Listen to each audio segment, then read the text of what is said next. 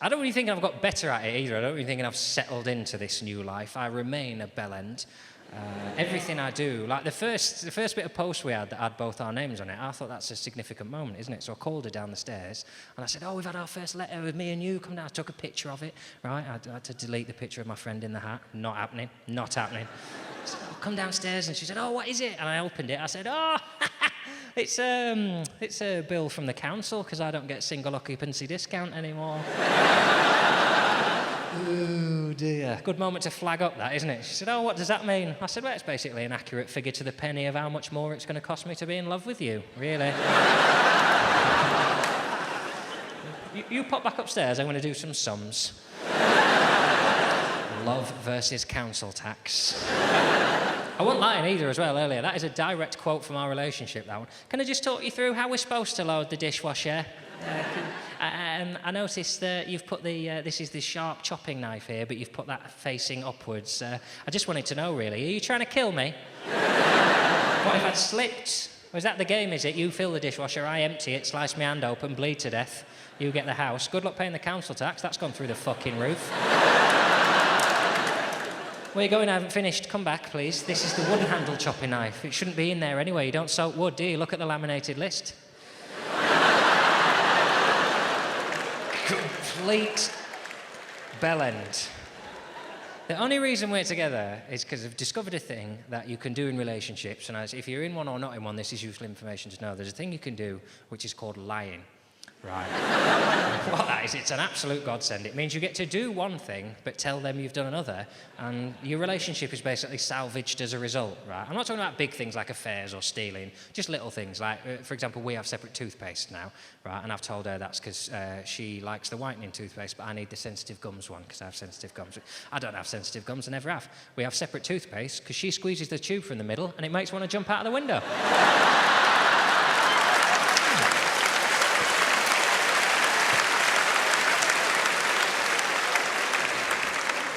Obviously, best we don't have that conversation.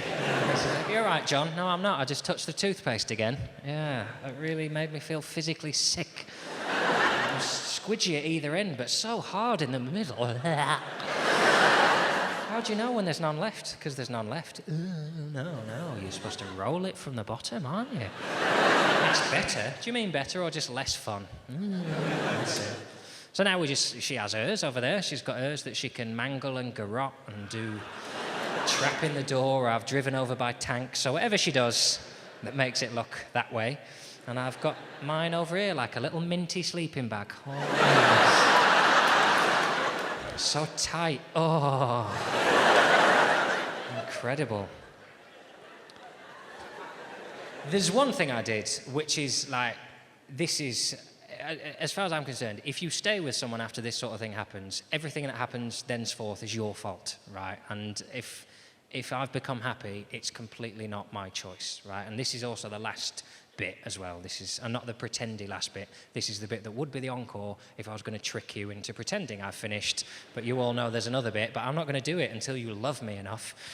So I'll just tell all the bits and then we'll all go home. Because it's sad, isn't it? And what happens is I tend to get to about here and I think they've had enough and I just fuck off and don't do the last bit. So and I'll do all the stories in a row and then you can go home because I need to stay behind and sort that fucking business out.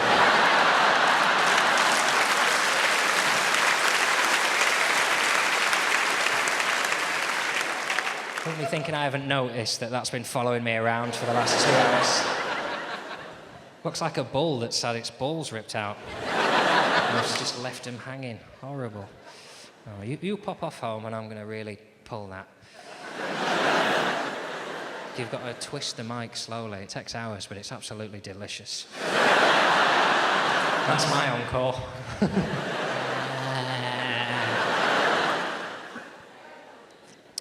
What happened when we first started going out, me and this lady? Obviously, we met by chance at this bar, as I said, and we had a few drinks. We went back our separate ways, right? And then a few weeks later, I bumped into her again. Obviously, you know each other a little bit more, so we had a few more drinks, and we're a bit further on. So, come the end of the evening, without giving too much away, we did not go back to separate houses. She came back to Casa del Rico for a good time. Mainly, I think, because she doesn't know I call it that. Want to come back to Casa del Rico? No, I don't, and kill yourself. Bye-bye. I'll just call it my house when I'm talking to civvies. I said, do you want to come back to my house? And she said, yeah, we went back to my house. And I did my best. It's the fairest thing to say. I don't want to get anyone's hopes up. Tried my hardest. I did all my move. Which is to say, I touched everything for an even number of times on each side.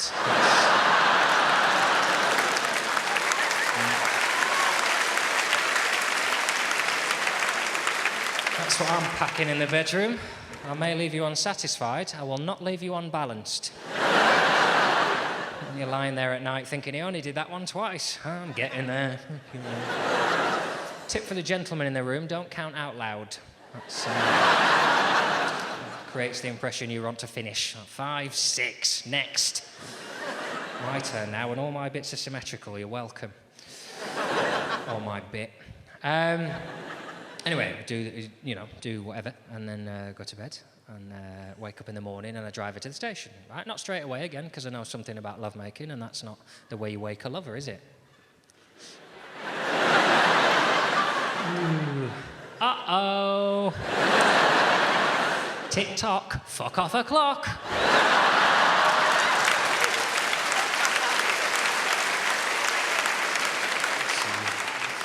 Allow each other to wake up gently, and then you put Holmes under the hammer on and you lie about how capable. Oh yeah, I've done a bit of stud partitioning. Anyway, I'm just going to go downstairs and make some toast before you ask me what that is.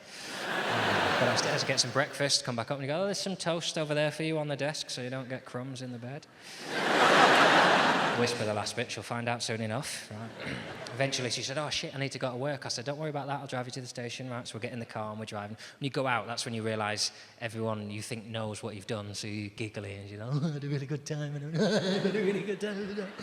She said, oh, I'd like to see you again. I said, oh, I'd like to see you again. And she said, oh, do you want my number then so we can plan a date? I said, of course I do. I said, oh, I'm driving, I'll give you my number. You call me, you'll have my number. So I give her my number, right, she rings me. That's when I remember I've got Bluetooth, the whole car lights up, and across the dashboard come the words, my wife.